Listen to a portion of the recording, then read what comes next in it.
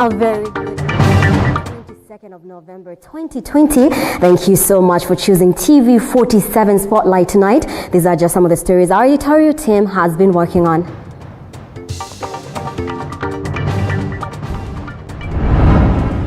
Tonight, 44 minors and their host arrested at Mountain View Estate. Various alcohol brands and bang were also recovered. Muslim leaders SUPKEM have rejected the BBI report in totality. There are no apparent benefits BBI will bring to the nation to demand constitutional changes. But ANC leader Musalia Mudavadi says there can be a consensus on the report. If we can move forward by building consensus so that we don't expose our people to excessive dangers. Also tonight, clinical officers issue a 14-day strike notice as COVID-19 continues to claim lives of health workers. Another health worker has died in Kisii. A very warm welcome. My name is Mumbi Chege. Our sign language interpreter for tonight is Faith Chaptile. Now, detectives from the Directorate of Criminal Investigations have arrested 44 school-going children aged between 14 and 17 years at a house in Nairobi's Mountain View Estate. Now, the 26 boys and 18 girls alongside their 41-year-old host Millicent Kidinji were taken to Kabete Police Station. Andrew Kilemi reports.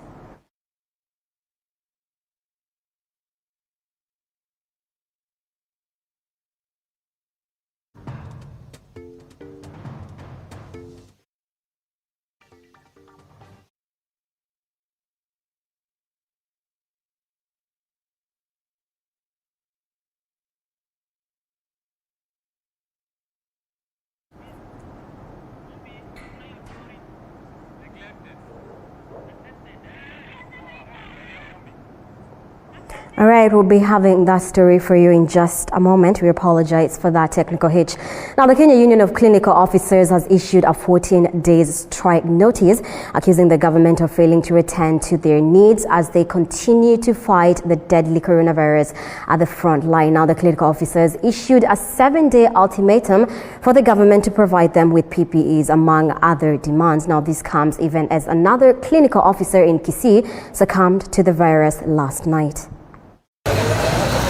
As COVID-19 continues to claim the lives of frontline health workers in the country, the Kenya Union of Clinical Officers has issued a 14-day strike notice threatening to halt operations in various hospitals across the country if their demands are not met.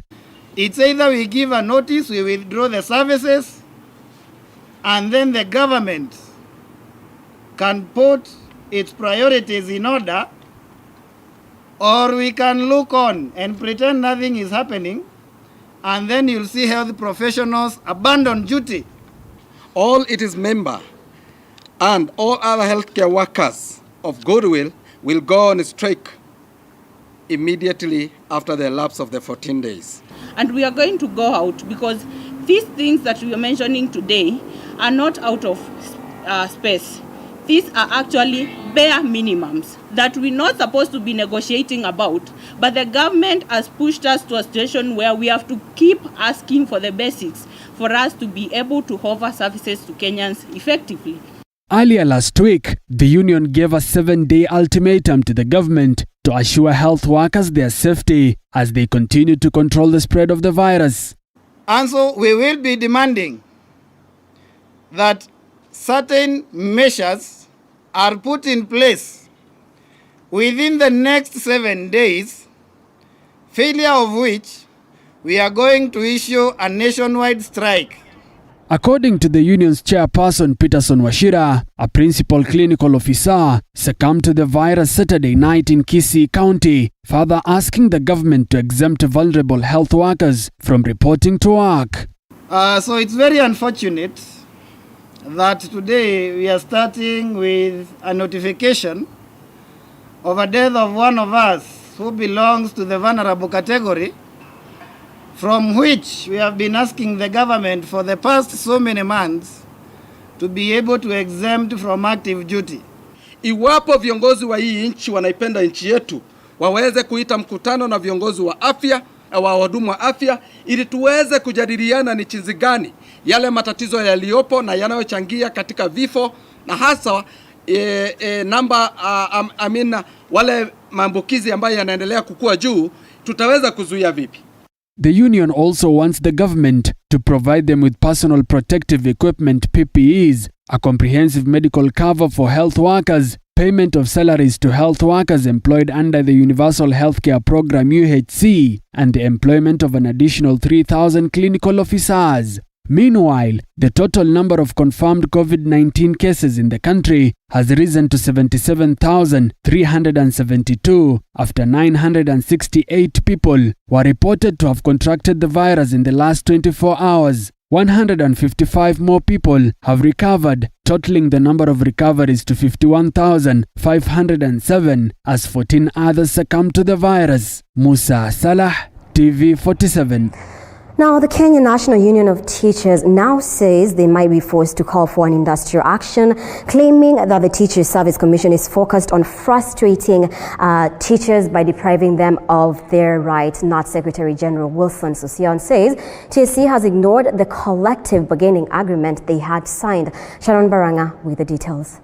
For some time now, leaders at the helm of the Kenya National Union of Teachers NAT and the Teacher Service Commission TSC have been at loggerheads. NAT always pointing an accusing finger at TSC, saying the teachers' employer is keen on frustrating teachers. And we have no problem with the government. We have isolated the employer as the father of impunity. There are issues NAT wants TSC to sort out, and it all starts from the collective bargaining agreement, which touches on salary increment and promotion of teachers. When you are fighting COVID challenges, we cannot be engaging in labor disputes. Where there is money to pay teachers, pay teachers. Respect the CBA. Don't engage in ego wars. We sign a CBA. We have a certificate, but the employer decides unilaterally to blacklist, to suspend the CBA, blacklist the members of NAT, suspend the CBA, deny our members promotion. That really is not anything that will create peace. And the minimum we shall be asking is for the union to appoint its own commissioner to sit. A commissioner we can hire and fire. At the same time, NAT has an issue with the fluctuating numbers of its members. Even the month of June, we had 187,000 members in the register. And then July, it is 0. Did all the 187,000 teachers apply to withdraw from the union in the month of July? To 0. And then in August, 0, 2019. Did all the 187,000 members apply to withdraw from the union in the month of August? That's the question we're asking TSC. Then in the month of September, the figures changed to 115,000. Did also 115,000 members of NAT apply to rejoin the union in the month of August? And the figures kept changing over the months. In December, it was 0. Did all the teachers again apply to withdraw from the union in the month of December? Those are facts. We want to go month by month. As far as we are concerned, we don't have even a single letter of any teacher withdrawing from the union. And now there could be a looming teacher strike. The only medicine that TSC understands is a strike. Maybe that's what they're asking for. And then if that is what they want, we shall have no option but to prepare for it. Wacha hii mgomo ya madaktari, and this will be a mother of all. NAT will be conducting election of its leaders on the 4th of January next year. Sharon Baranga, TV47. And on the BBI document, Muslim leaders have rejected the Building Bridges initiative. Now the leaders say the report will only not bring any reforms in the country, but will drain the gains of the 2010 constitution. They are now calling on President Uhuru Kenyatta and ODM leader Raila Odinga to call off the entire BBI process. The Muslim leaders have rejected the push to amend the constitution through the Building Bridges initiative, saying the amendment will not bring any reforms. The leaders claim that the report is only aimed at clawing back the gains of the 2010 constitution. There are no apparent benefits BBI will bring to the nation to demand constitutional changes. B. BBI proposals will claw back the gains have had in the new constitution dispensation. They have called the handshake partners President Uhuru Kenyatta and ODM boss Raila Odinga to call off the process and instead focus on fighting COVID-19 that is ravaging the country. They now want President Uhuru Kenyatta and ODM leader Raila Odinga to stop the BBI process and focus on other issues affecting the country, such as the fight against COVID-19. We call upon the head of state, President Uhuru Kenyatta, and the leader of ODM, our brother and elder, Raila Amolo Odinga, that we are pleading to him that it is not a priority for us to go to a referendum now. We are not in the moral state, we are not in the mental state, neither are we in the financial state to go for these things. ANC leader Musalia Mudavadi, however, says there should be a consensus on the BBI report. They have, however, opposed the amendments proposed by Deputy President William Ruto allies. And instead of having a contested situation, we can have a united, a broad-based consensus arrangement na tuende mbele. Mudavadi was speaking during a church service in Kitengela, Kajiado County, where he was accompanied by Kajiado Deputy Governor Martin Moshisho and Kajiado County Assembly Speaker Honorable Johnson Parmuat. Because even after the handshake, 1 million signature collection exercise was halted early this week while President Uhuru Kenyatta met his deputy William Ruto. And still on the same, a group of Mount Kenya leaders led by Senate Majority Whip and Murang'a County Senator Irungu Kang'ata have rallied the Mount Kenya region to support the BBI report. Now the leaders say they will be popularizing the report in the regions, as Mwangi Maina now reports. The leaders, mostly from Murang'a County, held a private meeting at a hotel in Kiambu, where they deliberated on several issues revolving around the BBI report, led by Murang'a Senator Irungu Kang'ata and former Gatanga Member of Parliament Peter Kenneth. The leaders said they were coming up with a caucus of leaders that will be popularizing the report in the mountain, as well as outlining the benefits of the report to the region. We want more constituencies. The current situation where our region has been getting very few members of parliament into the National Assembly or even in the Senate vis-a-vis the population. And a situation where CDF that goes to a region is too little in comparative terms. BBI gives us that opportunity to correct that historical injustice. Ningeomba wakati tunazungumzia haya mambo, tuache kuwa na fikra ya mtu fulani ama fulani. Tuangalie ile ambayo iko ndani, ile ambayo inaweza saidia na isaidie nchi yetu. Kang'ata says the BBI train is still on and the process to collect the referendum signatures was halted because of technicality issues and not issues to do with consensus as widely speculated. It has everything to do with the fact that there are technical issues in terms of printing the document and other technical problems which arose, which led to the delay. It has nothing to do with all those exterior issues people are citing. Chiding those calling for consensus, Peter Kenneth says the BBI report is majorly focusing on pertinent issues addressed after the handshake between President Uhuru Kenyatta and Raila Odinga. If we want to review the constitution, all of it, it's another process altogether. But we are looking at short term. Na kila mtu ana usemi wake kulingana na hiyo mambo ya katiba. Angependa kitu ambao angetaka kitengenezwe. Lakini ni muhimu tukumbuke ya kwamba kuna points ambao zilitokea kama chanzo za shida Kenya wakati viongozi wetu walisalimiana. Those advocating for the BBI report are calling for an uncontested referendum amid calls to have a consensus on the report before referendum bells are rung. Mwangi Maina, TV47, Nairobi.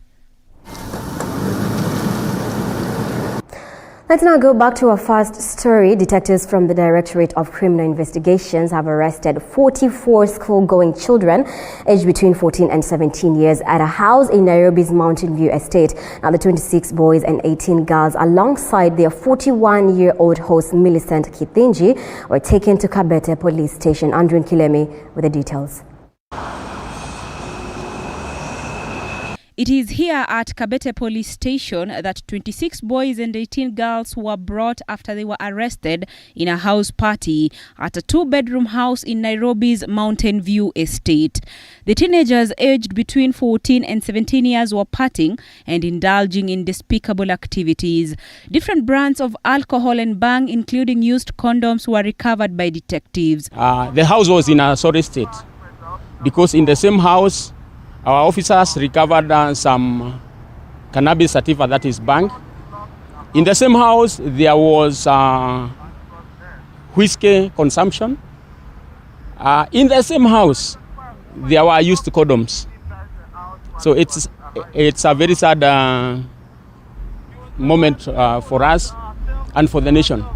Also arrested was a 41-year-old Millicent Githinji, who is said to have hosted the teenagers at her house. Millicent is at Kabete Police Station for probing, while her son, who is a university student, is said to have disappeared. Reports indicate that the 44 teenagers were drawn from different counties, including Machakos, Kiambu, and Nairobi. I believe parenting is questionable as of now. These children don't come from the same ethnic background. So it cuts across different ethnic communities. And so it is a challenge that as a parent, I would like all parents to sense that there is something that is going on that is not right. This comes a few days after 7 other girls of the same age group were reported missing in mysterious circumstances and are suspected to have been involved in pornographic-related affairs. According to the DCI, a cartel which has been operating an internationally registered mobile phone has been luring the kids. Andren Kilemi, TV47. Thank you so much for staying with us here on TV47 Spotlight. Remember, we are coming to you live from our Pwani studios in Mombasa County. Let's take a short breather. We'll be back with more in just a moment.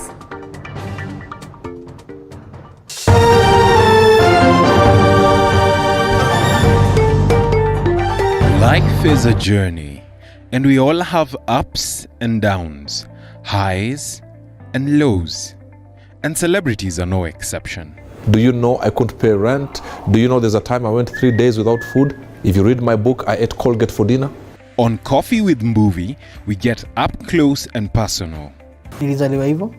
Yes, mimi sijawahi ona. We have candid conversations that are inspiring. Na acha nikwambie, mtu amebarikiwa na mlikuwa nyote mko kwa line, mko kwa foleni. Huyu akibarikiwa si ametoka, bado foleni nasonga. Wewe ni next. Humorous. This is going to be the craziest interview ever. And life-changing. Success is value system and the legacy you leave. Coffee with Movie, every Sunday at 8 p.m. only on TV47. Every muscle, every bone is our concern. A lot of pressure with both your hands, you're going to collapse the infant's chest. Any pain. There you go. You can calm down. Any discomfort. We have just the right doctor. I'm a consultant breast surgeon. I'm an emergency care specialist. I'm a chiropractor. With just the right remedy. Majority of patients will actually just require supportive treatment. Join us on Body Garage every Wednesday at 8:30 p.m. because we care.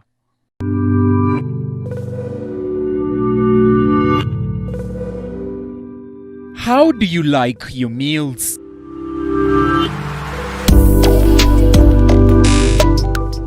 Sweet and tasty or spicy and savory?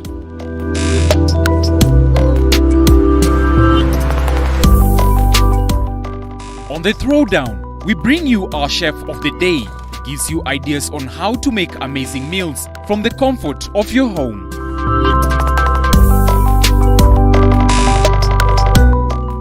Every Sunday from 6:30 p.m.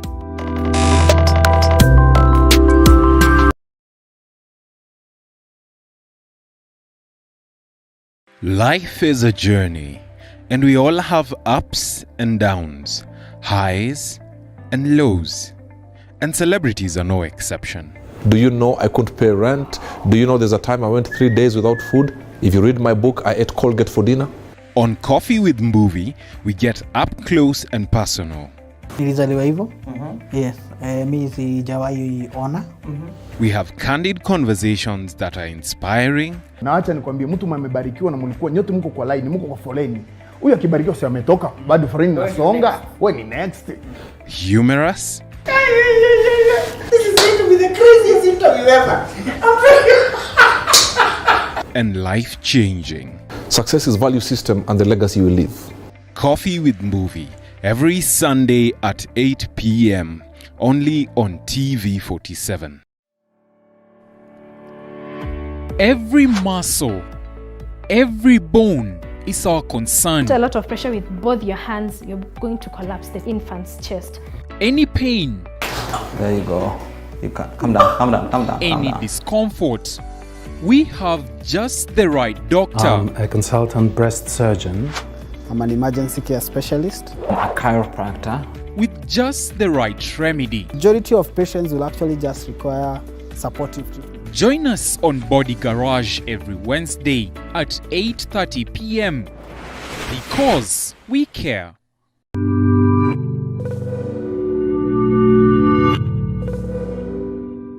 How do you like your meals?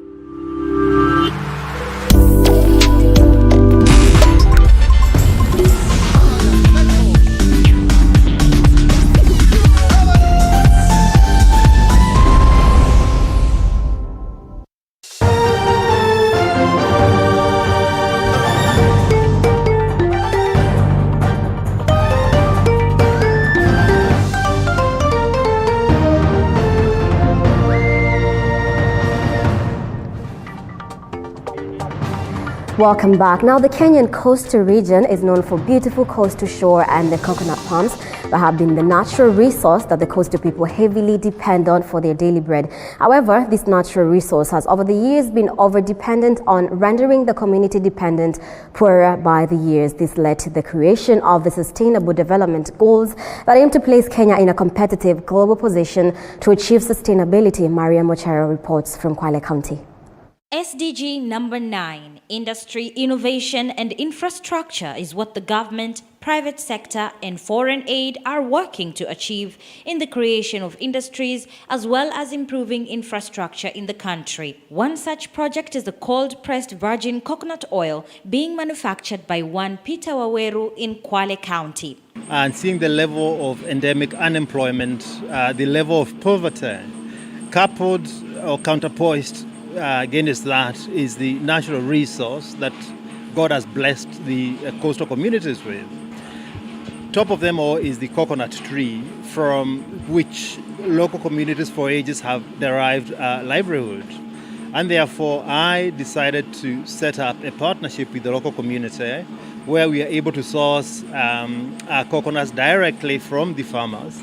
That way you cut out the middleman to make sure that the farmer gets the best deal. Waweru aimed at creating employment for people in Kwale County, promoting small-scale farmers with the very resource they're so well known for. We buy coconuts from them at anything between 15 and 20 shillings, and that's really, really high because brokers will buy these coconuts from them at anything like 9, 10, 11 bob. So we've now created two jobs, one for the farmer and one for the verifier. So what we then do is, when the coconuts are ready, because we've registered these farmers, they give us a call and we go along. At the factory, we then embark the process. Ya kwanza ni kutoa the coconut from the husk. It's called dehusking. That's the 6th job that we've got. The 7th job is to crack the coconut, where we mostly prefer, women. They are very, very adept. They know how to work with that. So they crack the coconut, get the water out, and then the 7th job is drying the coconut, and the 8th job is then extracting the oil. However, this had its own share of challenges. By far the largest challenge is the one of sourcing for coconuts, because there's big competition for coconuts. Most of our coconuts are being exported to Tanzania, and unfortunately they don't even export mature coconuts. They grab everything that is from up the tree. Madafu, Makoroma, even before the nut is mature. And unfortunately, that also damages the seasoning of the coconut production. And just like many projects, one starts with a vision for the project. And for Waweru, I would like to see this business go global. Virgin coconut oil is in big demand throughout the world. Then the other markets that we started talking to, for example, the market for Orthodox Jews. During the Passover, they only use coconut oil for cooking, and that's a massive global market. Despite not getting any kind of stipend from the government, Waweru has plans to partner with various stakeholders in both the local and international realm. We have not gone to the level of production where we are shouting out loud yet. Nonetheless, we have engaged the county government in terms of assisting us to seek out women groups, youth groups that we can then partner with. So at the right time, we are going to be knocking very hard on the doors of local government mostly. Another industry that has brought positive returns and smiles to small-scale farmers is Kiskol, the sugar processing plant in Ramisi. We met one of the sugarcane farmers, Muhammad Nyonyo, who expressed the benefits it has brought the locals since its inception. Kwa kweli hichi kiwanda hata hapa kwetu sasa tumeanza kujenga magorofa kwa sababu ya kile kiwanda cha miwa. Na wakulima wengi sana wamepata manufaa na hata biashara zinaenda, watoto wameanza kupata ajira pia. So kwa kweli tumekishukuru hichi kiwanda na pia management ya Kiskol wamefanya marekebisho baada ya kusumbuana nao, lakini sasa hiyo wamekuwa watu wazuri, wanatulipa kwa wakati. And like any other plant, it has had its ups and downs. Machinery zao so far bado hazija kuwa nyingi sana kama matinga, bado kuna upungufu wa matinga, lakini wakati tumekaa na management kwa mkutano wametuhakikishia kwamba hiyo wanaifanyia kazi. So maybe at the end of this year hizo machineries pia zitakuwa za kutosha. Wengi walio hapa kwa kweli ni vijana ama ni wafanyikazi kutoka bara, na tukijaribu kuuliza ni kwamba makaratasi yale yanayohitajika ni kamba watoto wetu hawana. Changamoto kidogo ni kwa upande wa madriver. Utaona kijana wetu huku kama driver analipwa 30,000 anapeleka tractor hilo, na mwingine wa hilo tractor analipwa 60,000. Sasa hiyo ndio tunajaribu kufuatilia tujue shida iko wapi. While the government's ban on importation of sugar into the country is still on in a bid to promote local sugarcane farmers and revamp the sugar manufacturing industry in the country, Muhammad Nyonyo expressed fears of the Ramisi sugar plant being shut down. Ni kwa sababu hichi kiwanda tayari wawekezaji wameanza kujenga, na hata saa hii tukiongea hapa kutakuwa na center ya Kenya Power and Lighting kutoka Ukunda, sasa itakuwa hapa tayari washaweka vitu zao. Kwa hivyo tunaona kuna maendeleo yanakuja. For now, residents are only hopeful for a brighter future from the projects. One of the Sustainable Development Goals is infrastructure, innovation and industries. Hence, the start of such industries as Kiskol for sugar and that of natural cold pressed oils to bring employment and development to the locals. Mariam Mwacharo, TV47, Kwale County. Thank you for that report, Mariam. Now, the perennial wrangles pitting the AIPCA Church may not end soon after worshippers from Kangui AIPCA Church continued with their differences, even after church leaders called for truce. Now, Sunday, a group of worshippers used the church hall in their normal service, while another splinter group basked under the sun outside where they too worshipped. Now, the church services have remained suspended for about 3 years after the splinter group moved to court to contest the church leadership. But the tribunal hearing the matter instructed that the defendants in the matter to continue using the church premises for worship. The splinter group stormed the church early in the morning and broke in the doors and started worshipping. But when the other group arrived, they walked out and held a brief meeting within the church compound. Kuko na watu katika hii kanisa walienda kotini na wakasema kanisa ifungwe. Na tukifika kotini tukakaa huku kukiongeo miaka 2.5 na that plaintiff wakaambia the defendant we run the church. Hiyo kesi iko kwa koti. Kwa hii kanisa sijui hata nitasema nini. Tumesuburiwa sana. Tumesuburiwa sana. Ningeuliza tu, tujulizwe memba wa hii kanisa ni wagani. Kuna mmoja wa washugaji DCIO Laikipia Francis Masharia Wajau, kwa sababu ya nguvu yake na ile mamlaka ako nayo, akifika Orijoroko station anaongea na OCS, anaongea na deputy OCS, at that order isifuatwe. Kesi zilizo mahakamani siweze kuamuliwa ili mambo mengine yaweze kuendelea, kwa sababu hii kesi yetu kanisa hili ni miaka 3 sasa na bado liko kotini. Thank you so much for staying with us here on TV47 Spotlight. Remember, you can also talk to us on our SMS line 22047, as well as on our various social media platforms on Facebook, TV47 Kenya, and on Twitter at TV47KE. Let's take another short break. We'll be back with more in just a moment.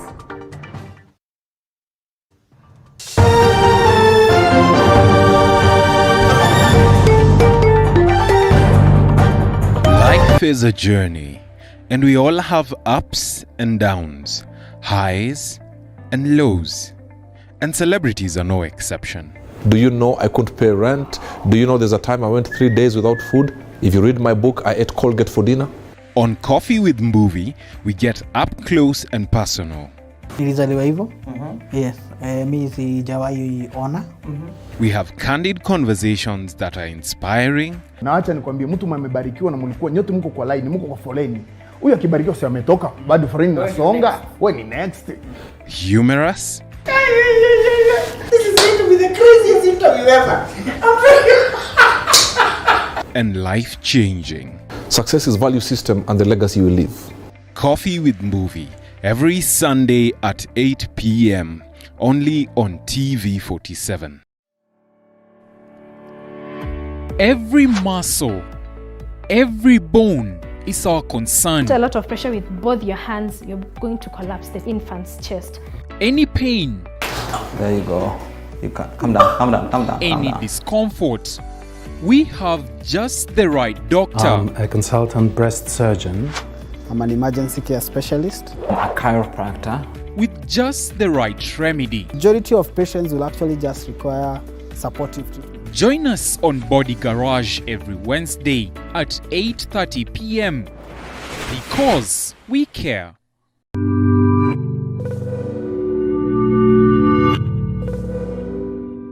How do you like your meals?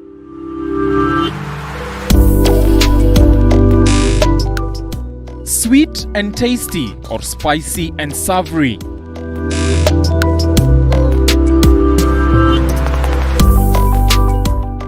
On the Throwdown, we bring you our chef of the day. Gives you ideas on how to make amazing meals from the comfort of your home.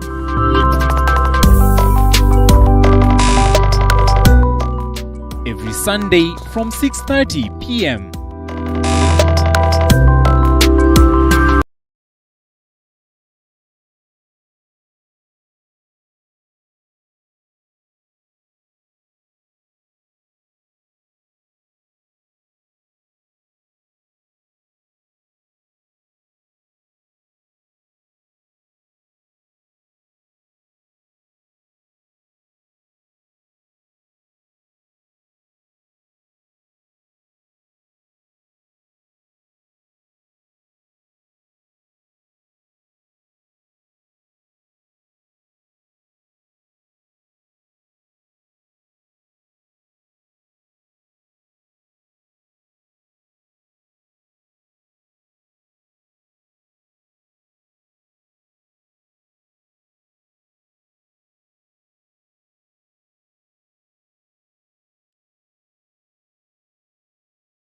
Life is a journey, and we all have ups and downs, highs and lows, and celebrities are no exception. Do you know I couldn't pay rent? Do you know there's a time I went 3 days without food? If you read my book, I ate Colgate for dinner. On Coffee with Movie, we get up close and personal. Nilizaliwa hivyo. Yes. Mi sijawahi ona.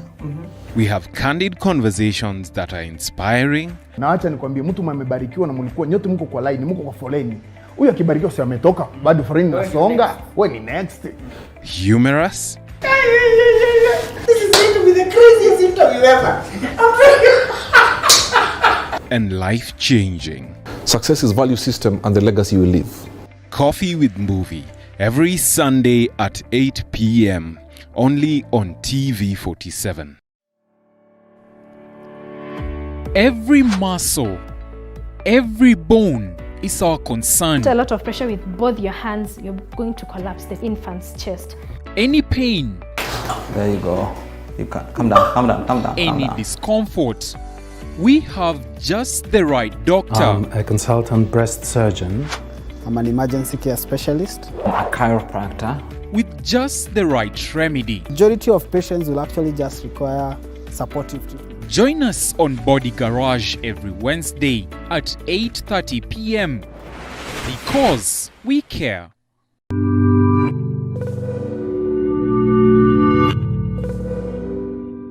How do you like your meals?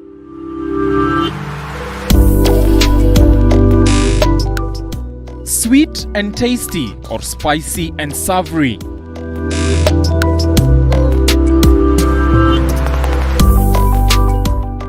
On the Throwdown, we bring you our chef of the day. Gives you ideas on how to make amazing meals from the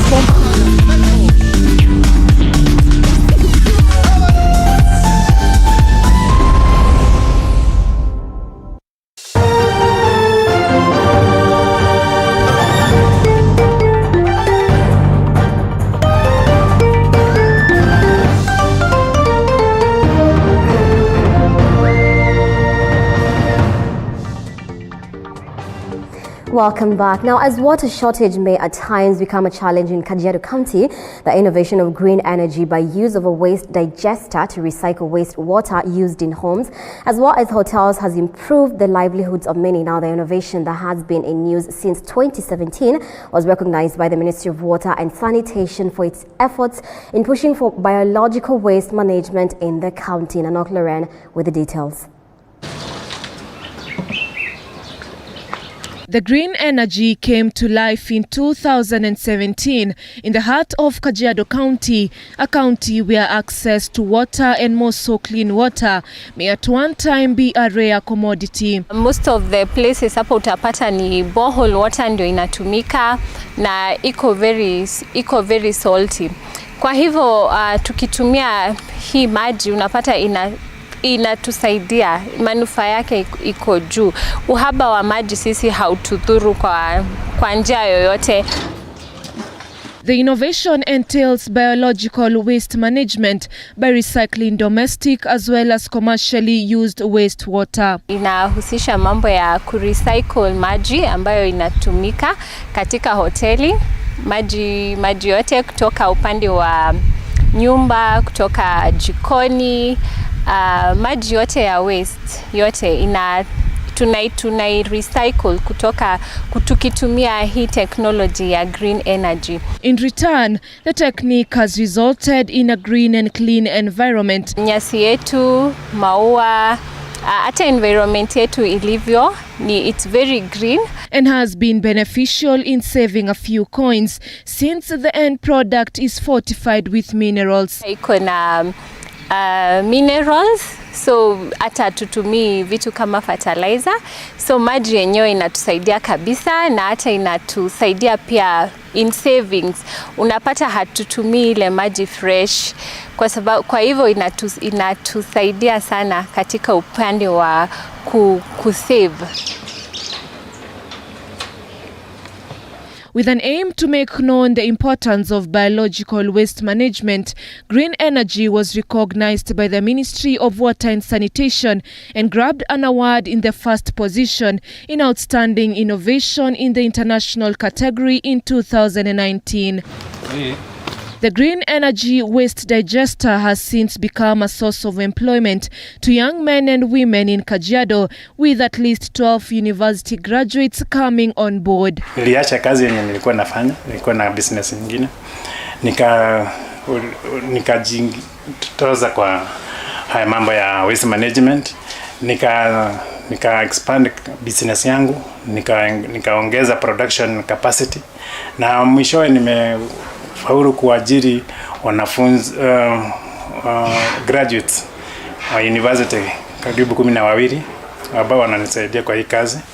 Niko na technical team yenye inazunguka kila mahali Kenya mzima ikisaidia watu kudhibiti mambo ya waste management. Looking forward, the innovation still has a bright future ahead of it, with international organizations coming on board to sensitize the need for conserving the environment. Mashirika kama United Nations Food and Agriculture wametumia product yetu kwa kusaidia kupunguza pollution, na hata embassies za nchi za nje huwa wananunua product yetu kutusaidia kutengeneza mazingira penye wako na pengine penye wako na branches. Nano Cloren, TV47. And 18 fake members of Ekeza Sacco who tried to defraud the Sacco have been arrested by the Director of Criminal Investigations Officers and are awaiting prosecution. Meanwhile, members of the troubled Sacco have a reason to smile after they were paid off compensations amounting to over 700 million shillings in form of cash and properties. According to Jimmy Kagone, the Chief Executive Officer of the Sacco appointed by the government through the Ministry of Trade and Cooperatives yesterday, they dispersed 100 million shillings through mobile money to 4,003 Ekeza members who had savings of less than 20,000 shillings, while 1,213 members were compensated in terms of land. Now, the Sacco, owned by Bishop Kariuki Ngare, popularly known as Gakuyo, got into a financial crisis after some of its officials mismanaged members' savings amounting to 1 billion shillings. Initially, the entire debt was 1 billion. That was the entire billion that needed to be paid. The commissioner previously had managed to pay around 106 million. Others were compensated through that, totaling all that to around 500 million. And now today we have been able to do another 100 million, part of it in cash, the other in land. So that now has really reduced drastically. I think 70% of the members have now been compensated, so to speak. 70 to 80% have now been compensated. 18 members or 18 fraudulent people who are trying to commit economic crimes by trying to pretend that they were Ekeza members or Ekeza victims have been taken up by the DCI.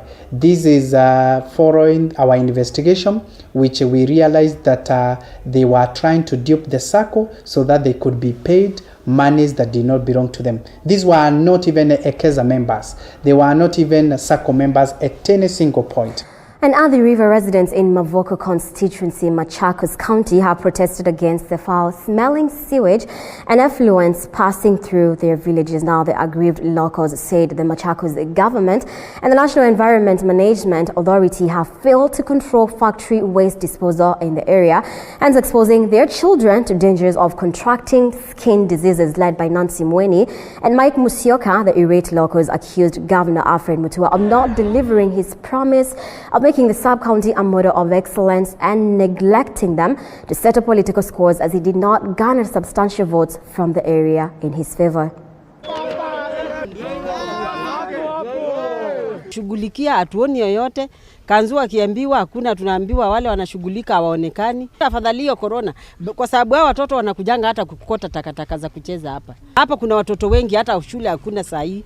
Watoto wanashikashika uchafu mwingi hapa. Juu sasa kama mtu ametupa maugali nini, zikinyeshewa na mapampa zinatupa hapa. Zikinyeshewa zinaletanga harufu nyingine hata kwa nyumba uwezi. Kiangalia itakataka tumekaa nayo hapa for so long, na tunashangaa ni vipi waliamua kutuwekea dumping site mahali kuna manyumba, tena wanatuwekea dumping site kwa barabara. Wiki mbili asafishe asafishe hii mji, aokote hiyo takataka. Asipookota tutaandamana, tutaweka sheria ya corona, tutaweka sheria ile nafaa ya corona, lakini hatutaishi kwa hii uchafu tena, tumechoka. And outside the borders, polls opened in Burkina Faso this morning for a presidential election dominated by jihadist violence, which has cost over 2,000 lives this year and will prevent voting in hundreds of villages. President Roch Kabore and his ruling MPP, People's Movement for Progress Party, is seeking for a second 5-year term, campaigning on achievements including free health care for children under the age of 5 and paving some of the red dirt roads across the arid West African country. But a surge in attacks by groups with links to the militant groups Al-Qaeda and Islamic State has eclipsed everything else. 3 weeks after his inauguration, Al-Qaeda's regional branch attacked a hotel and a cafe in the capital, killing 32 people. An ambush on mine workers in the east last year killed 39 people. Kabore faces stiff opposition from former finance minister Zephirin Diabra, the runner-up in 2015, and Eddie Kamboigo, who runs the party of Blaise Compaoré, a president of 27 years who was overthrown in 2014.